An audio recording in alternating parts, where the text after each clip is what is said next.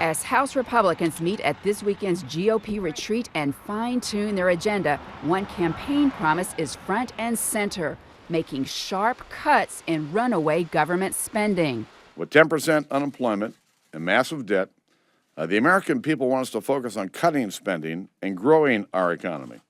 With the national debt topping $14 trillion, Republicans have promised to slash anywhere from $60 to $100 billion from the domestic budget. This is as basic as second-grade mathematics. You can't keep spending more than you take in. A simple concept, but a tricky problem. What programs do you cut? Republicans haven't decided. They want to return government spending back to levels from 2008 without cutting spending for the military, domestic security, or veterans. That means cuts for every other department, including education, scientific research, transportation, and the arts.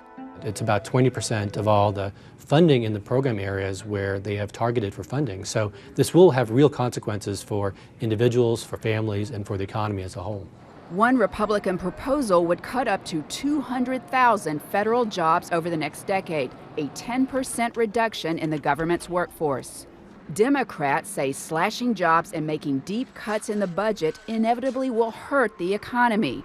Now is not the time to take deep cuts in the budget, that's a recipe for taking us back toward a recession. We got to come back to the basics. Every single American is hurt if we continue to spend like we have been spending. But even if Republicans make the cuts, the Senate, controlled by Democrats, is unlikely to go along. Regardless, Republicans say they made a pledge and they're going to stick to it. Jan Crawford, CBS News, Capitol Hill.